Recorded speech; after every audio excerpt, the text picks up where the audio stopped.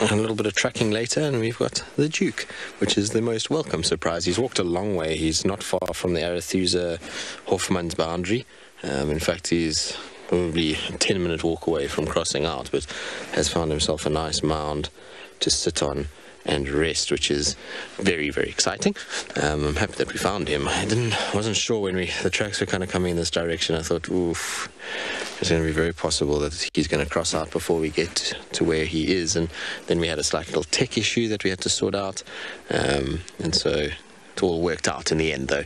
It looks like our Duke's going to have a little nap on his termite mound in the glorious sunshine. Some things don't change out here, and while his movements are erratic and different, his behavior in terms of being a cat that likes termite mound on a cold day has not changed. He loves to be able to find these kind of places and sit on them and then just take it easy. But he's looking fantastic. I mean, this cat is the ever-living. He just, I don't know what it is about him, but he just doesn't seem to deteriorate as fast as a lot of the other cats do. I mean, he is looking older, and he is looking, you know, like he's had a full life with these little tatty ears and, you know, the various other telltale signs of age, like the wearing of teeth. But the rest of his body looks amazing. I mean, his neck and shoulders are still huge. The rest of him is not exactly thin. You could do with a meal, but it's not like his bones. And, you know, I always find when a male leopard starts to really lose condition, it's that shoulder section that suffers the quickest. Kind of the back end gets a bit ropey, and then the shoulders start to look as though they've thinned right out, which is not the case with Tingy. He's looking absolutely magnificent, particularly on a mound like this, with this bright blue sky as a backdrop. It's about as good as it gets. It's winter in one little frame, that. Termite mound, blue sky, and a leopard. Well, winter in Sasabi sand, should I say. Look at that face. Oh boy. It's been a while since I've seen him, and the last time I saw him, he was right against the Kruger National Park boundary, close to Nkoro.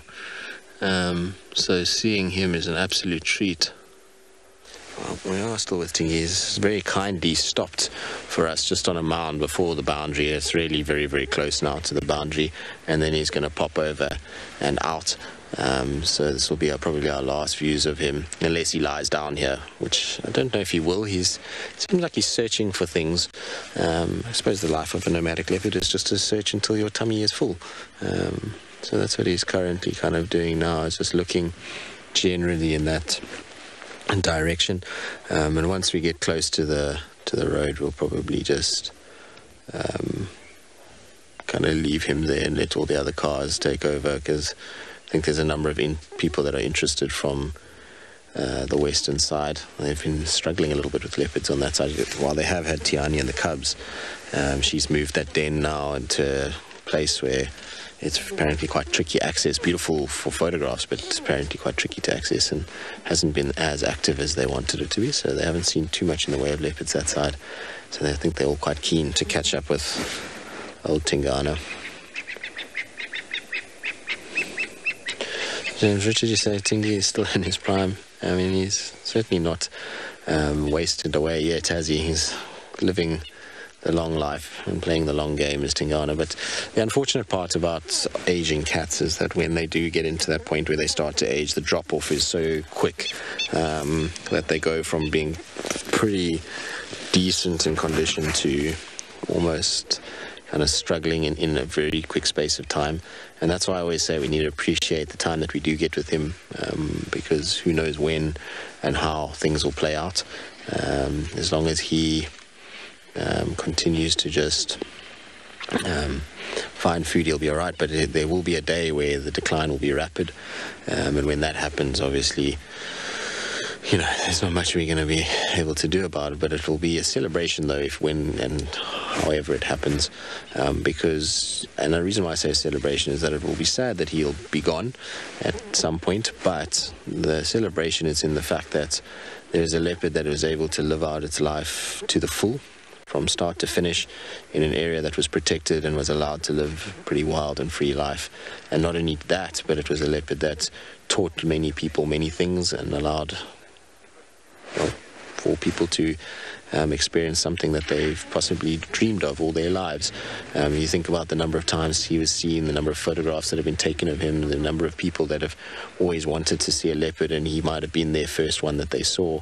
You know, all those kinds of things means that when he does eventually go, people need to remember that as much as it's sad, it's a cause for celebration, and that there are still these areas within our world that animals can live a pretty kind of free life, and they don't have to worry as much about you know, all the things that go on outside of it. And you know, we don't find leopards and lions and things like that really in many parts of the world anymore.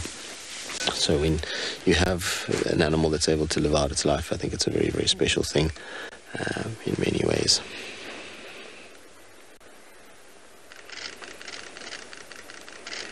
Oh, the old Duke.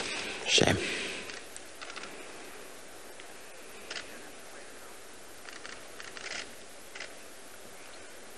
That face. It's so distinctive. You could see this cat from 500 meters and you'd be able to ID him without any hindrance at all. Just the dewlap, the face, the everything. He's got a much longer face if you look than like a Marips or even Tortoise Pan and Tavangumi. They're kind of a little bit more sort of rounder face than what he is. His is a slightly longer face. Mulawati has a pretty similar kind of longer muzzle like Tingana, but Tingi's just got that look about him that is difficult to mistake for anybody else. That and his little smiley face on his shoulder will forever go down as an absolute treat. For those of you that don't know Tingana and don't know the smiley face, he's got a little smiley face spot pattern on his shoulder. It's a pretty cool little thing to see. Where he's sitting at the moment, I can't see it now, but I'm sure we'll be able to get a view of it at some point. So he's got a little wound on his front leg as well. I wonder who you've been fighting with. It's a little superficial one. It will heal over pretty quickly. Shouldn't be anything to worry about.